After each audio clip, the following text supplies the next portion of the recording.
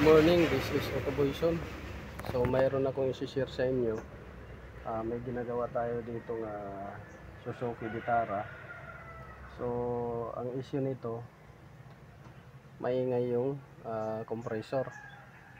So titingnan natin kung saan maingay, dito sa bearing ba or dito sa piston nya. So dalawa kasi yung ingay na narinig ko dito, bearing at saka sa piston. So pakinggan niyo guys. So ayan, pakinggan niyo. So una sa bearing tayo.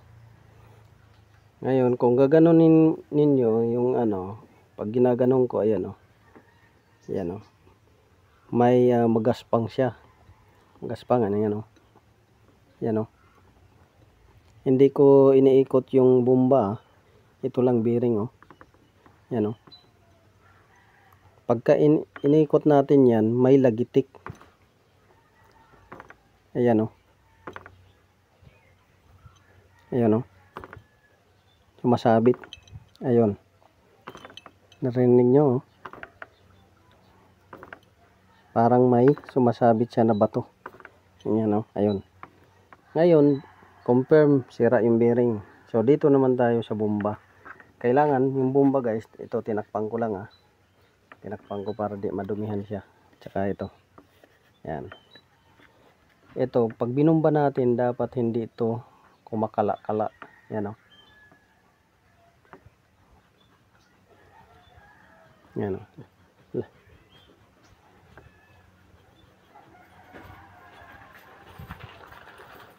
yan. Although na bumubomba siya, pero ayun sa loob, yan lapit mo,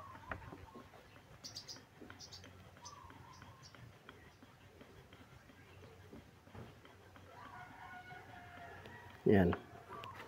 So yung problema nito, mayroon na siyang problema sa piston, at dito may problema din siya sa bearing. So sa piston, minsan nadadala yan sa lubrication ng freon or sa lubrication ng compressor oil, nadadala minsan yan, nawawala.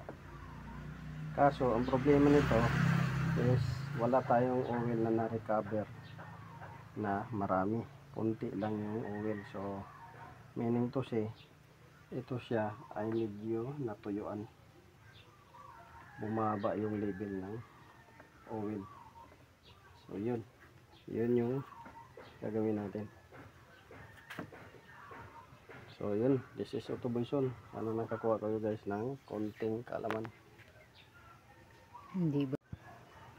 So ayan guys, nabuksan na natin. Ayan, ito yung tinatawag na magnetic clutch. Ito siya.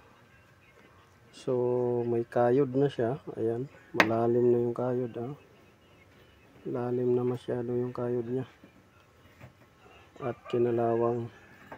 So yan yung kayod niya. Ito yung sa gitna, malalim na. Ito yung tinatawag na magnetic clutch. Ito naman yung damper clutch.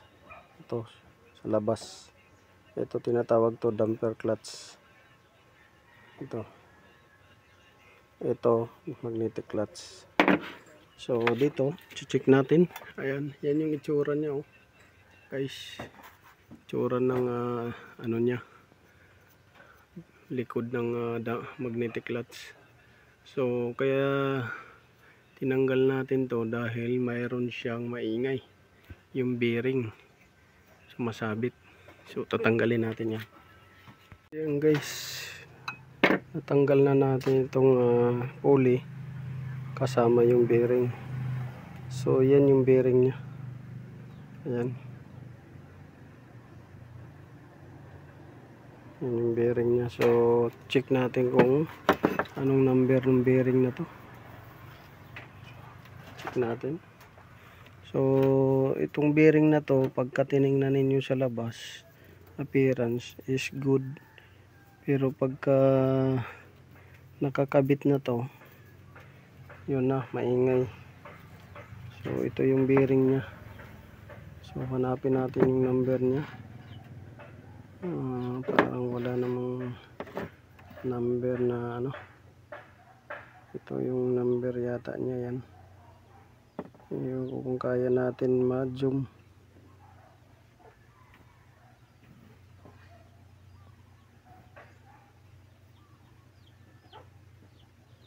Tingnan natin kung kaya natin ma-zoom. So sobrang liit ng number nya.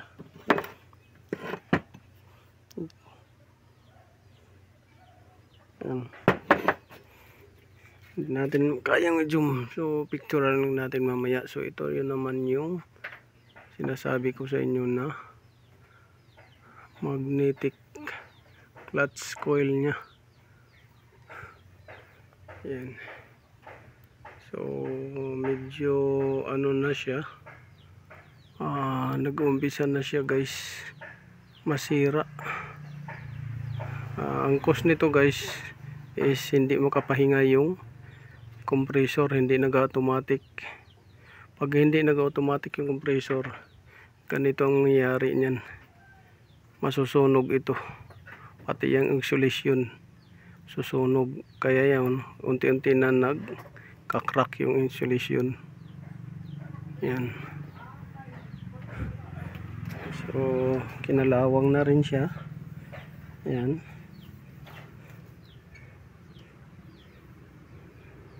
Puro kalawang na yung paligid.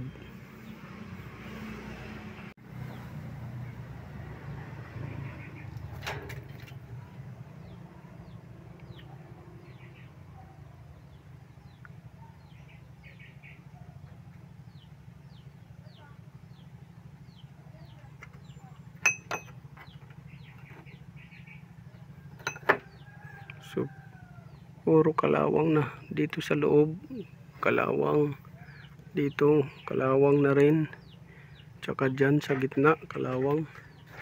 So puro kinalawang na. So cause ito guys ng laging nababasa siya ng tubig. Kaya pagka nagpa-engine wash kayo, kailangan to nakabalot para hindi pasukin ng tubig dyan at mag cause ng kalawang at ingay. Tapos dyan sa gitna ganun rin, pati dito. So itong bearing na to papalitan natin, tapos lilinisan na lang natin to paligid nya, tsaka ito,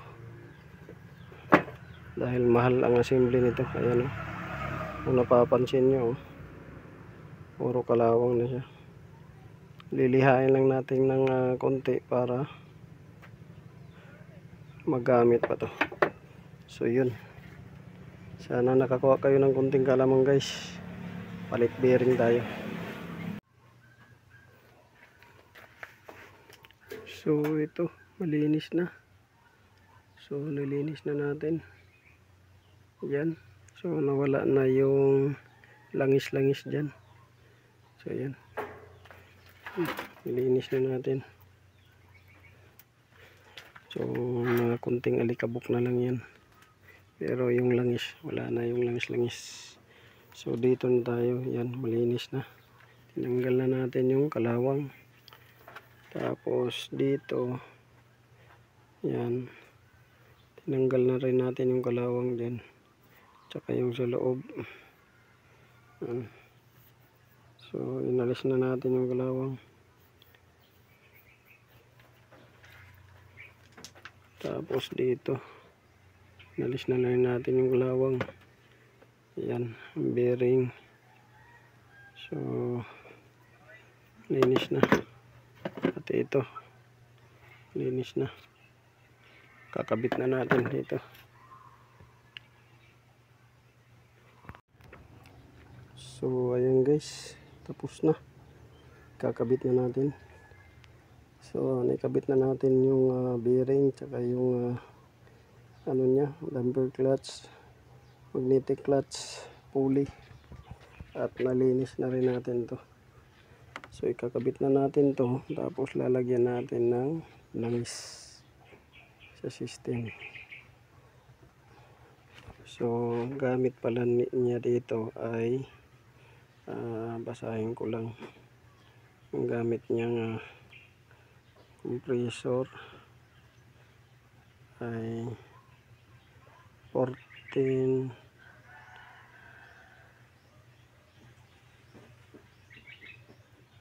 hindi makita guys, 14C o 15, malabo na yung nakasulat. So yan, kabit na natin yan.